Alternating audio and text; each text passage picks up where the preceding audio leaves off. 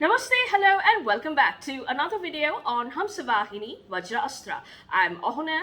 Today's video is going to be about a book which I recently completed, which is called Moom by Bani Basu, which has been translated from the Indian regional language Bengali by Arunava Sinha. Now, I did pick up this book for two readathons, which I did participate in, and these two readathons are currently ongoing till the end of May, but I wanted to just participate in these two readathons, so I did pick up this book which fit beautifully in both of them. The first was the Asian Readathon, which has been hosted by Cindy from her channel With Cindy, and I will leave a link to her announcement video in the description box below, as well as in the overhead cards above for all of you to cross-check. The only criteria for participation in the Asian Readathon was to read one book which has been written by an Asian author.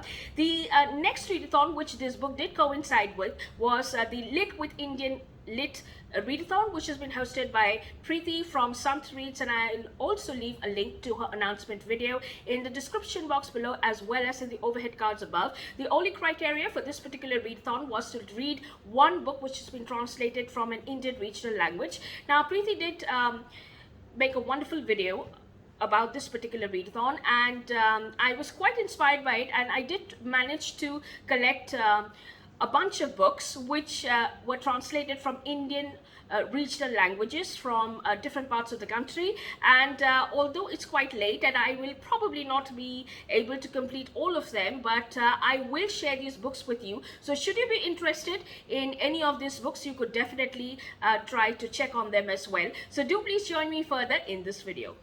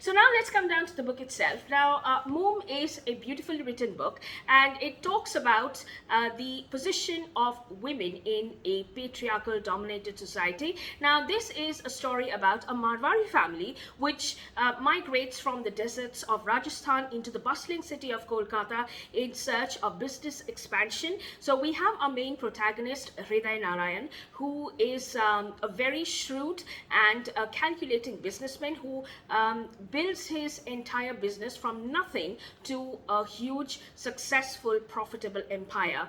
Now, he does have his sisters as well as his entire family whom he has to take care of, and he has to work very hard with regards to it.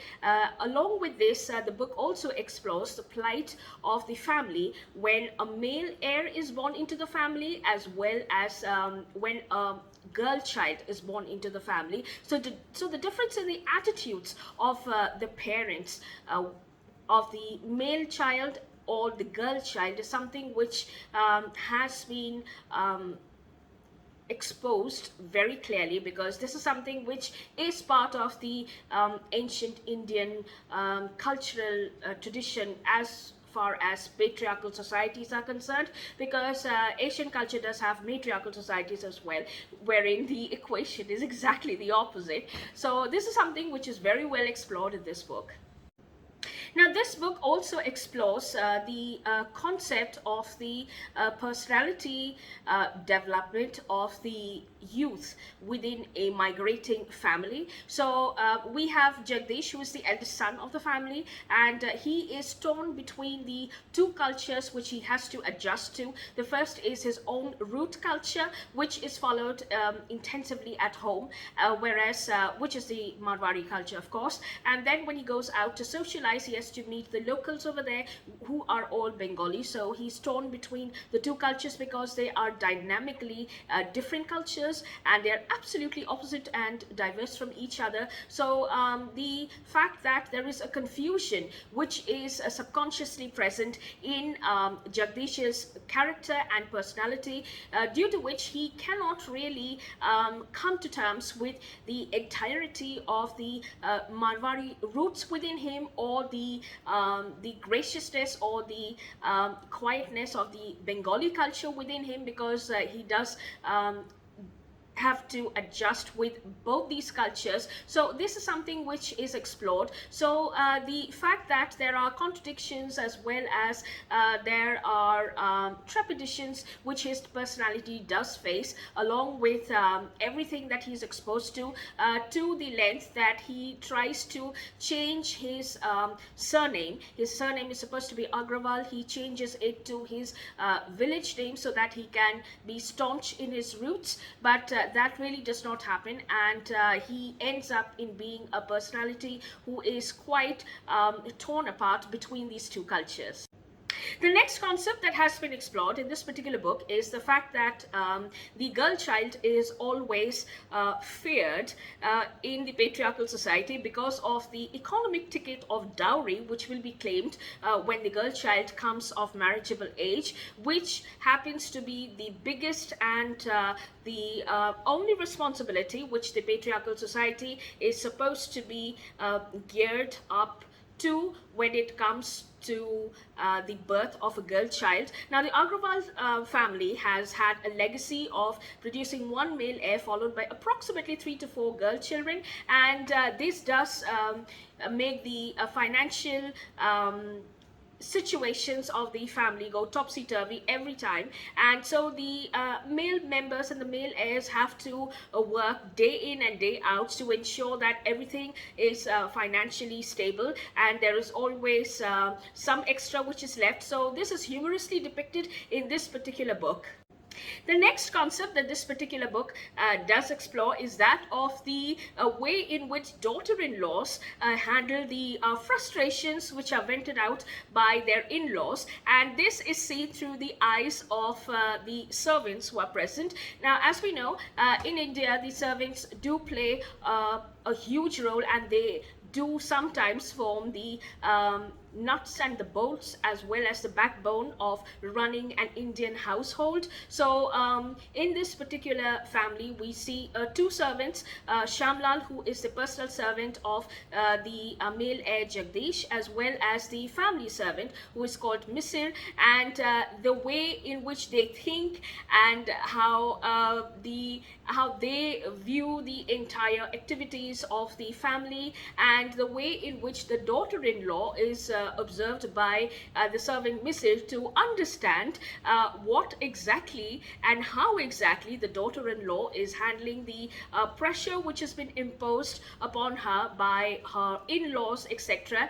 Although the daughter-in-law is very strong, and she is very able in when it comes to handling the entire chore of the families, as well as the other appearances which the family has to make, as well as the charity work which they have to do, because the Agrawal is a very rich and well-off family by now. So everything that she has to do, as well as approaching the governor of the state and making him sign deals with regards to charity, etc. This is all done by the daughter-in-law, but the fact that at home she has to somehow deal with the frustrations which are imposed, and everything which is growing within her is something which is explored humorously. Now, this daughter-in-law did have a child, and this was a girl child, and the girl child expired after a few months, or as soon as she was born. So this is something which is also stated, and the grief which was brought about due to this, and which was faced by, of course, Jagdish, whose daughter she was, as well as the daughter-in-law. So there was loneliness which was present within their married life as well, but because of the absence of this girl child. But then there are situations which are described so humorously in this particular book that these were moments which made this book absolutely unputdownable.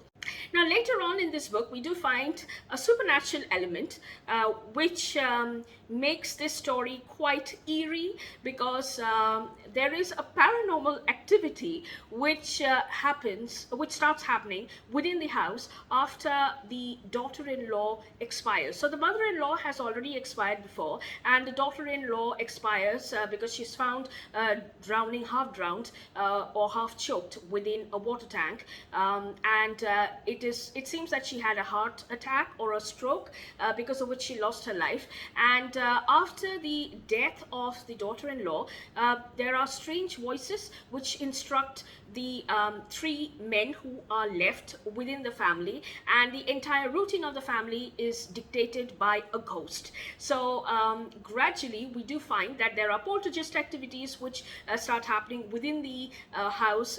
It's a huge house, of course, and a lot of things are very uncommonly written, and it's really very interesting, along with the final piece of supernatural.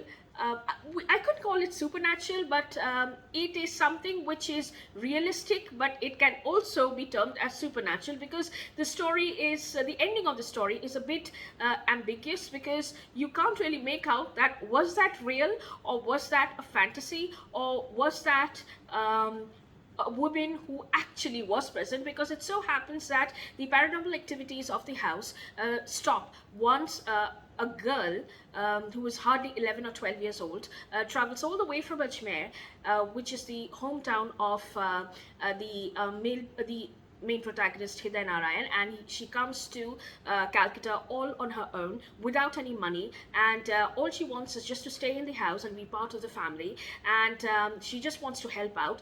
And gradually it just happens that she starts managing everything quite clearly without mentioning much. So there's a lot which does happen, and the entire scenario is changed after this particular girl comes, and finally what this girl turns out to be. So this is the entire mystery of the story. So the enigma which is associated midway within the story was something which I absolutely loved, and the way in which the book was written and the story portrayed was not only humorous and witty, but it was quite realistic. So these were my thoughts on the book. However, I did give this book 3 stars, and I have also posted my review of this book on Goodreads, and I will leave a link to that particular review in the description box below. So those are a few of my thoughts on this particular book, and with this I have participated officially in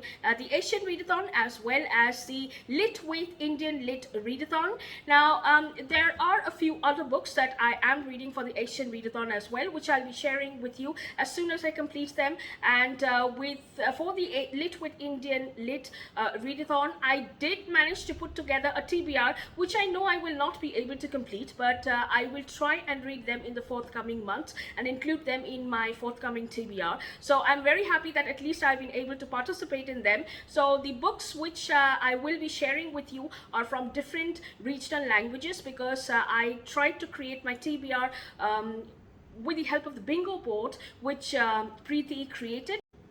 Now, the first book that I did manage to acquire was something which was suggested by Priti, and this was Tomb of Sand, which has been written by Geetanjali, Shree, and translated by Daisy Rockwell. I hope you can see this. And it is actually a gigantic book, and it is winner of an English Pen Award. And from the back, it reads as: in northern India, an 80-year-old woman slips into a deep depression after the death of her husband, and then resurfaces to gain a new lease on life.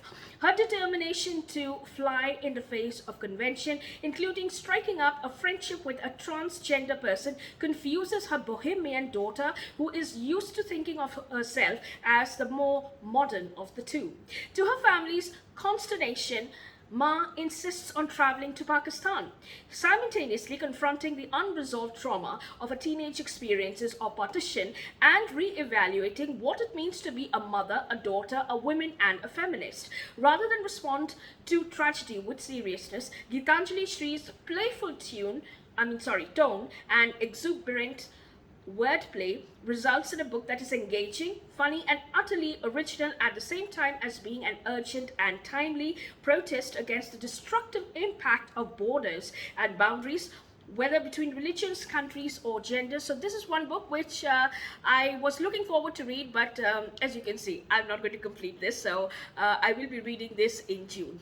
The next book that I did come across is called The Princess and the Political Agent, which has been written by Binodini, and this has been written originally in the Manipuri language, and it has been translated by L. Somi Roy from Manipuri. Now, the story is about a poignant tale of love and fealty, treachery and valor. It's set in the midst of the imperialist intrigues of the Raj, the glory of kings, warring princes, clever queens, and royal retainers. Reviving front page global headlines of the Anglo-Manipuri War of 1891, Binodini's perspective sparkles with wit, empathy, and beauty, vividly bringing to life the court and the manners of a little-known kingdom. In doing so, she recovers its extraordinary history and a forgotten chapter of the British Raj. So that's the next book that I had come across.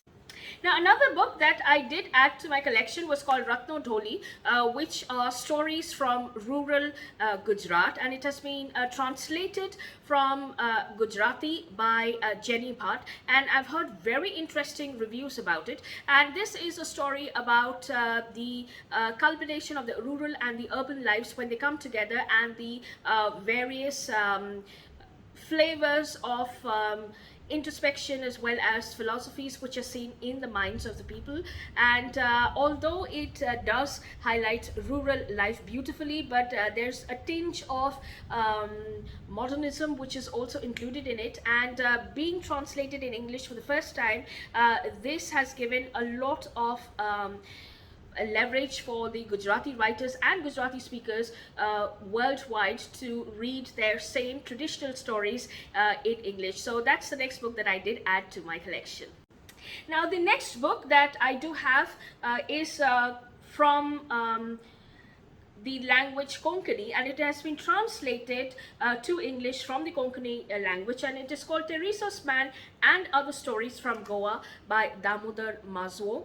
And this is a collection of stories, and it does have a love story, as well as it has the story of a writer who becomes the main protagonist of a woman's fiction, and then there are also other short stories which are included. So I have not really heard too much about Damodar Mazwo's writing, but I did hear that they are very famous in Konkani. So that's the next book that I will be reading next month.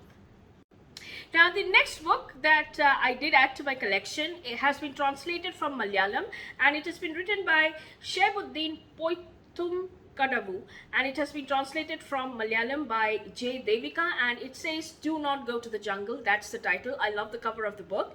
And from the back of the book, it reads as: a night watchman at a sawmill on the edge of a forest tries to forge a bond with a lone fox. A mysterious woman arrives on a night train in the town of Mandapi, leaving in her wake lovers withering and paralyzed. The great communist leader AKG mistakenly boards the general compartment of the Malabar Express and is horrified by the scene that meets his eye. A lonely station master at a derelict railway station erects on the platform a stuffed doll in his own image. A migrant laborer reads out his PhD thesis to the camels he's herding in the Gulf. Isa is declared dead from COVID in Dubai and deported to India, where ghosts are unwelcome. So this seems to be a humorous collection and very interesting. So I'll try and see if I can finish it off this month, but in case of not this month, definitely next month. So that's the next book. So those are the few books that I did put together, and I had hoped to complete a few of them this month, but I know I'll be running short of time. So probably this month and then next month, or maybe the forthcoming months. But I thoroughly enjoyed putting together this little mini collection of translated Indian works. So do let me know what you think about them, and if you did really enjoy this video. If you are interested in reading any of these books, maybe we can buddy read. Do let me know about your thoughts on this video in the description box below, and also leave a like if you enjoyed this video. And I will be back next week again with another video. So till then, take care, have a good reading week ahead, and namaste.